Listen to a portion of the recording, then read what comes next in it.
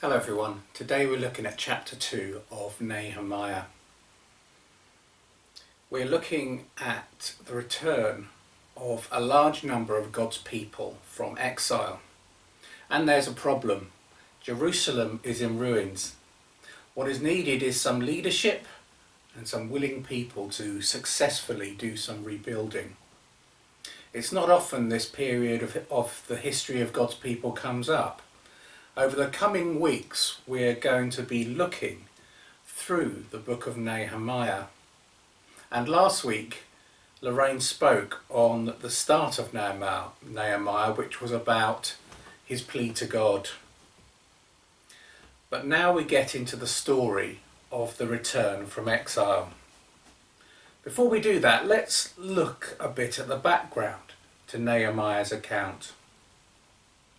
Previously in the Bible, God's people have rebelled, and so he has allowed the nation of Babylon, then the largest empire in the region, to sack Jerusalem and to remove people and infrastructure to Babylon. A little bit later we see a return from exile, and that's what we're looking at here in the book of Nehemiah. In the Bible we see families return over a period of about 100 years. But there are significant points over this period where large numbers return, and this is one of them. Of course, many never returned, and they made their homes across what is by this point the Persian Empire. And it's to those dispersed Jewish communities that the fledgling Christian faith flourished in the years of the early church.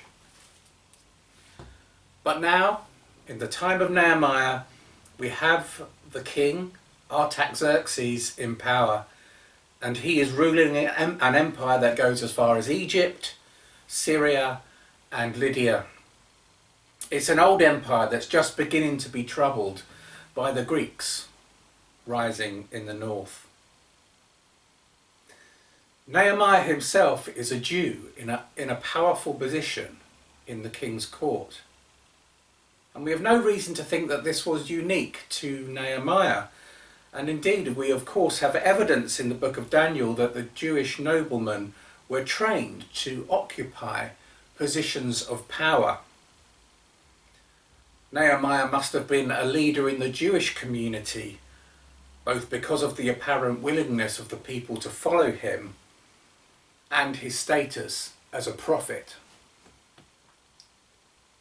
We also know some information about some of the other characters from Nehemiah 2, and indeed they're going to crop up in weeks to come as well, so it's worth us having a look at their background and what we know about them. Sanballat is seen in ancient texts as the governor of Samaria at the time. Geshem was the leader of a number of powerful Arab groups in the region. Tobiah is a Jew and is probably the governor of the region of Ammon. He is the head of an influential Jewish family that has returned from exile previously.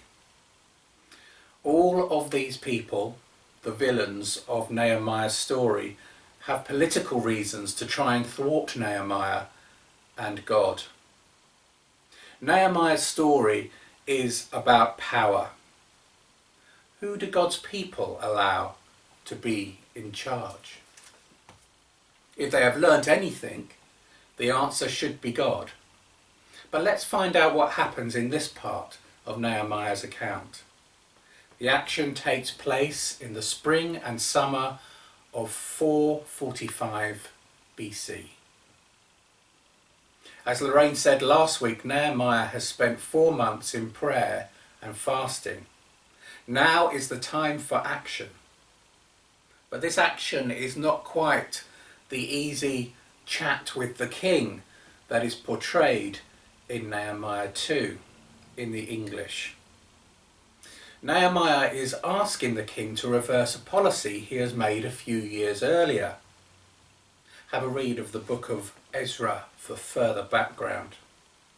The situation is sensitive. If Nehemiah misreads what is happening, or we misread his standing with the king, it could spell disaster for him. It's so good that we have this first-hand recounting by Nehemiah in the Bible.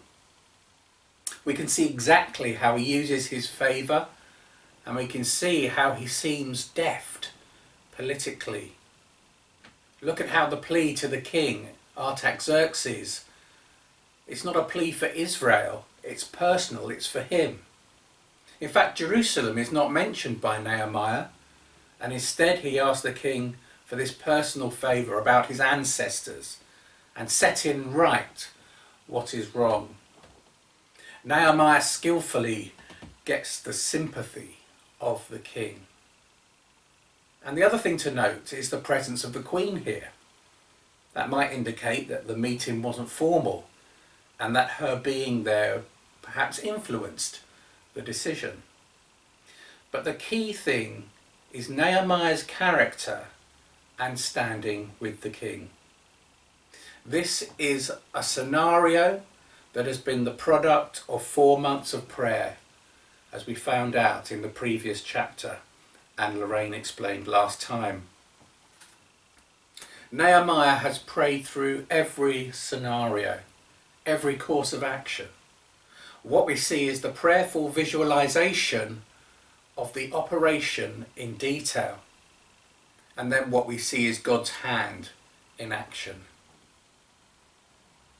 So of course the king grants Nehemiah's request, and he's allowed to leave and return to Jerusalem.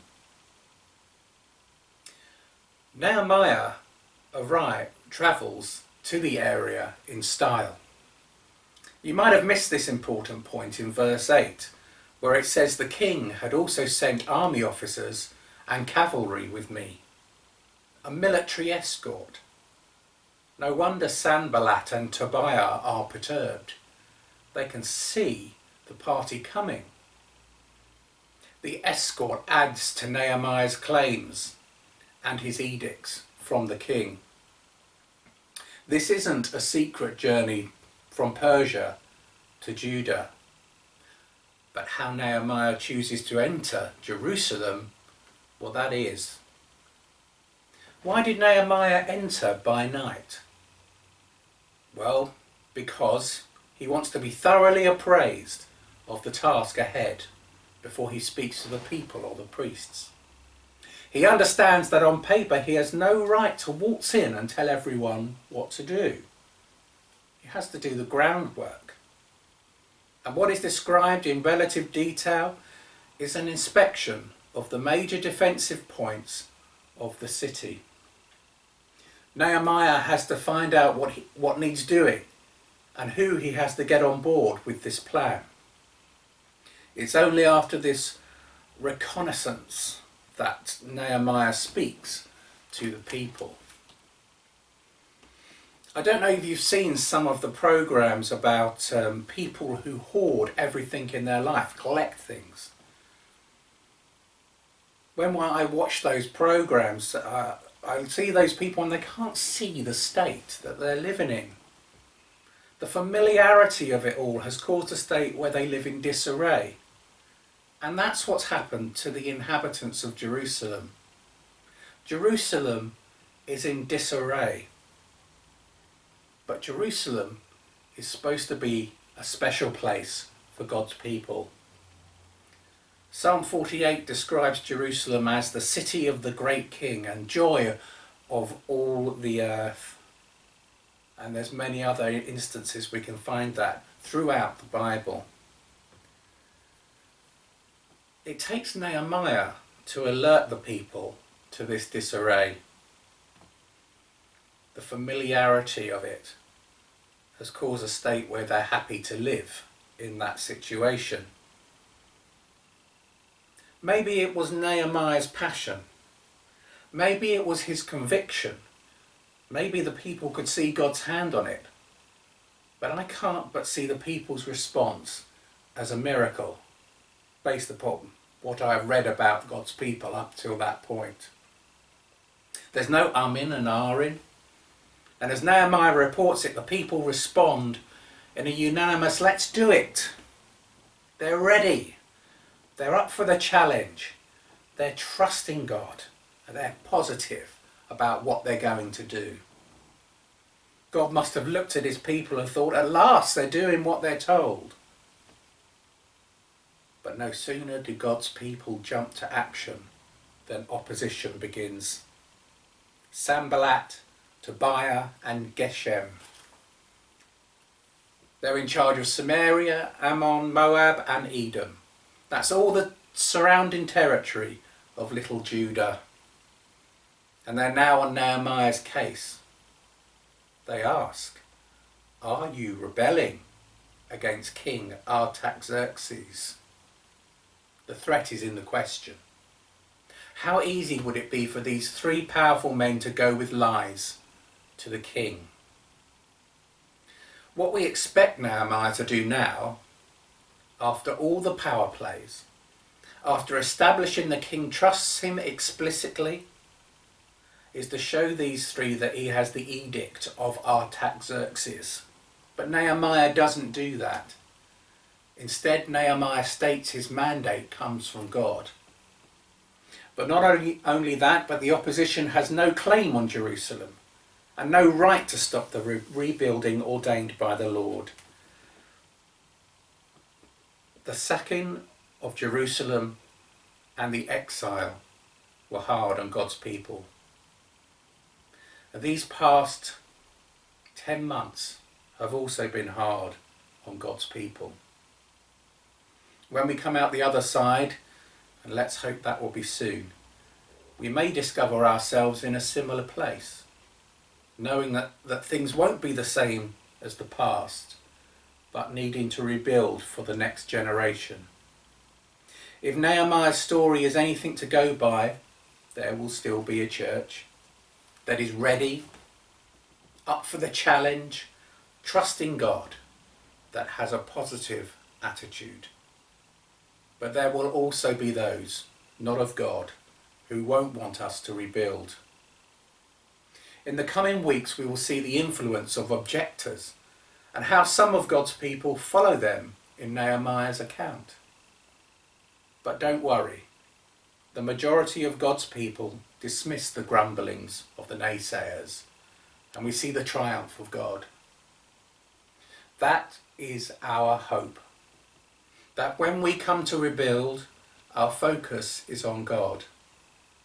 We are ready for the challenge, and we don't get distracted by the objectors.